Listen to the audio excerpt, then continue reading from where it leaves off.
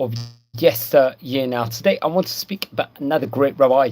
His name was Rabbi Farage Haim Yehuda. He was born in the English year 1846. He passed away in 1893. I think naturally 17th Tishrei here is recorded over as his Hilula. He was a great rabbi, and I think his father's name was the Rav Shlomo Yechezkel, very great rabbi. So he was born in the year 1846 in Iraq, in Baghdad. Remember, that was a time period where there was a growing Torah structure without that at that point in time.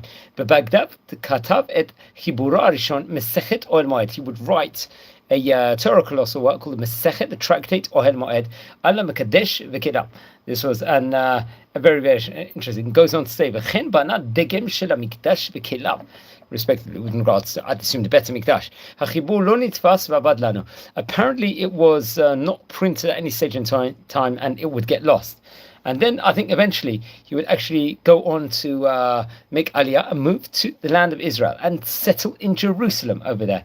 Very interesting. So we spoke about waves of Aliyot and people coming from various different countries. So he was definitely one of them that would come during the 19th century and come to the holy city, the capital of Israel, Yerushalayim. And very interesting. He would partner up and let's say in the establishment of the Shechonat Shimon HaTzadik. Very, very great. We visited on this channel the neighborhood of the Shimon HaTzadik neighborhood, respectively, at that point in time. It was a new one now. Obviously, we're talking about, I think it was established in the year 1875, so we're talking about 150 years ago.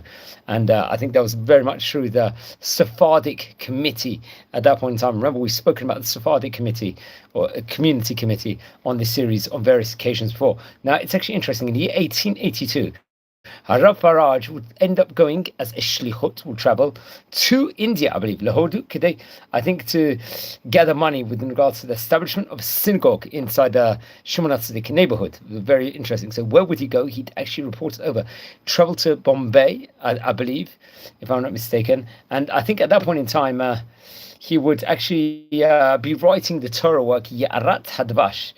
And very interesting. I think it was to Chacham Yechezkel Yaakov Rachamim, very much connected to that. Bombay Hishtateh bechibur hasefer Ya'arat Hadvash leChacham Yechezkel Yaakov Rachamim. That's what's actually stated over here. So we've got to point that over, friends. Just importance and brilliance within regards to what the rabbi was actually doing at that stage in time. Okay, then come up the year. I think it was in 1885. After he would return to Jerusalem, he was actually found together with, I think, his brother, Rabbi Benjamin Yehuda, the Eidat Bablim B'Yerushalayim. So remember, at that point in time, there was definitely a growing community in Jerusalem, and we have to point that out, very much so at that stage in time. So that was then. Then I think more would progress. I think 1885, once obviously we mentioned about how he would... and they would establish this community, growing Iraqi community. 1893 would see him return to travel to India. And I think he would go and then return at that point in time. He would visit Baghdad again on his travels. And then I think he would pass away, sadly. I think it was around the year 1893, to be precise, on the 17th of Tishrei. And I believe he was actually buried at the end in Baghdad in Iraq. Now, his Torah colossal called the Titpalel Chana, which was based on Tfilot, Musar, and various laws, dinim, was, I think, printed back in the year 1889. And that was in Jerusalem. That would have been 6 years after he passed away, approximately. Very interesting. It's actually interesting. I can actually see over here that on a specific website, I think the Kedem auctions, they talk about, I think it was actually sold for more than $200, just the Siddur itself, so you can see what a valuable work itself it was, this Siddur. I'm not sure the exact date it was in. It says, Siddur v'tipal chana, tfilat b'derech ha-kabbalah u'peirushim. I was on the way through Kabbalah and various different expoundations.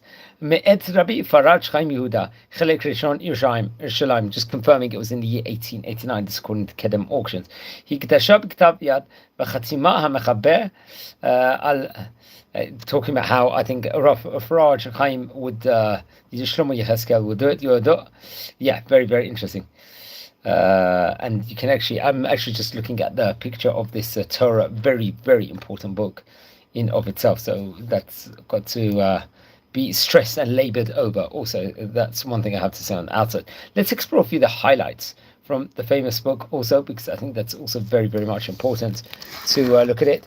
And it's also, once again, courtesy of the famous Haim websites, which gives over some, let's just say, some excellent tidbits with regards to the book itself, respectively. One of the teachings in the Tzit Palel Chana is connected to the Aseret Yemei Teshuvah, a period we just came out of just over a week ago. I think in page 47 of it, it says, Melamed, afilu midatecha esh, tachuf teba'echa, la'avi al midatecha. So one teaching is another teaching, I think that comes from page number 68 from it says, Melamed, lesamech oni b'simchato, u'emar shenoten namshich ana'a lenefesh. And then I think also from page 57, I think from the book V'tzit Palchana Melamed Zochut Aviv Sheb'sha'at ha'ochel haya doma al ha'atufim bara'av. Another teaching Melamed Shelo ya'aved yom echad v'lo kvi'ut u'prat zohar v'teilim. This actually comes from page number 46. Once again, dealing with the Aseret Yemei Teshuvah, the 10 days of penitence. Another teaching Melamed Mechilat avon lesamech b'shirat hayam u'metzayer b'da'ato atzlato. This comes from the topic of Musar, various inyanim connected to the Tefillah, the praise itself, come from page number 24. And I think it was Tafus through Tzukaman, if I'm not mistaken, in the year 1889. Very, very interesting. It was printed in Jerusalem. Another teaching, Melamed, She'im nitzta'ev menu Adam, lo yachus al kavodo, v'yelech v'yifaseno.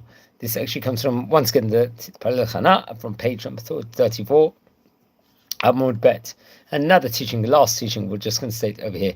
Melamed lechelek yemei chol hamoed kodesh halulim v'zeu simchat hanefesh.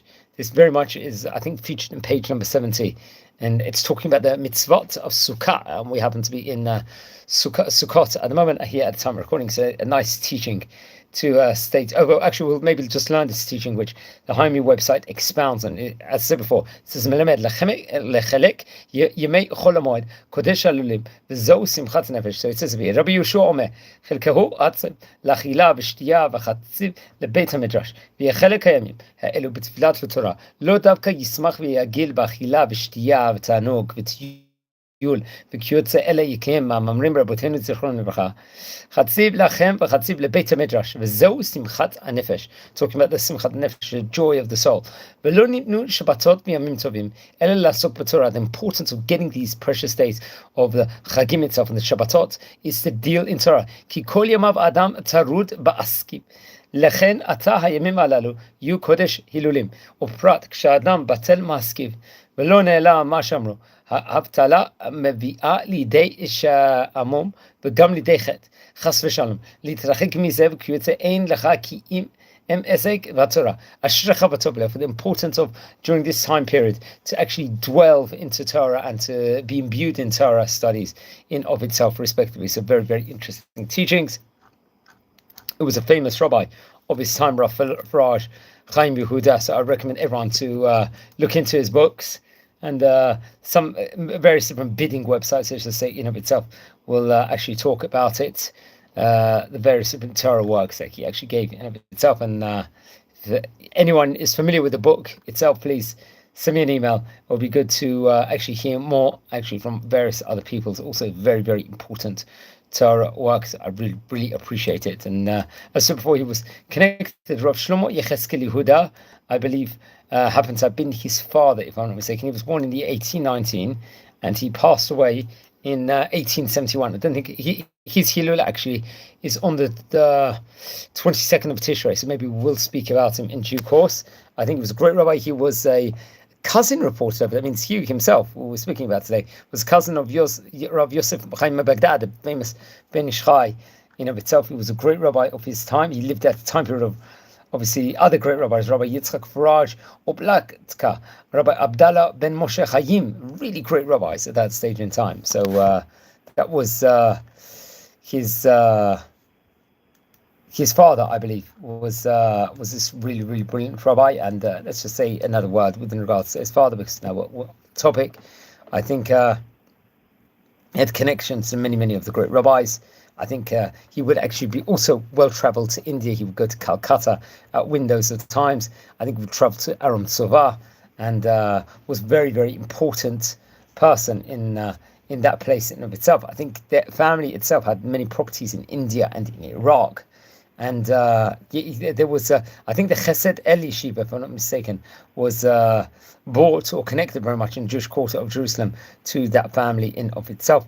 And much more is spoken about. And I believe also, if I'm not mistaken, there will be, much more is actually stated within regards to, he was a very, very famous rabbi. I think there was connections with the Sassoon family, with Rabbi Benjamin Yecheskel Yehuda, Rabbi Farage Haim, Rabbi Moshe Shimon, various different great rabbis. So that we also have to point out in itself. So that's very interesting. We're speaking here today about very great Rabbi Farage Haim Yehuda. Now, friends, we are a community here. We're learning about great rabbis of yesteryear. Now, if you descend from any of the great Chachamim we are speaking about over here, please send me an email. I would love to hear more information. If you feel anyone is interested in watching these videos, please share these videos also to other people. That's the best way of growing our community over here, which going from strength to strength. Remember, Rabbi Farage Haim Yehuda, I think, passed away, was about 47 years of age when the great rabbi passed away. So he was very much a great rabbi of his time. And look, we're nearing 7,500 subscribers, friends. So please, I really appreciate it. If you could subscribe to the channel over here now, please subscribe and join our community. We're going from strength to strength. And please give feedback also, always is appreciated. So I think on that note, it's time to wish you all a good night. We're actually in the Jewish festival at the moment of Sukkot, just come inside the third day. It happens to be the night of Avraham Avinu, or not of Avraham Avinu, of Jacob, Yaakov Avinu in the Ushpizin calendar. So please don't forget to light candles in the memory of the great rabbis. And I think wishing you well, and Chag Sameach, Chag Sukkot Sameach, and let's grow from strength to strength and really enjoy and imbue. So thanks very much and take care. Wish you all a great night. Thank you.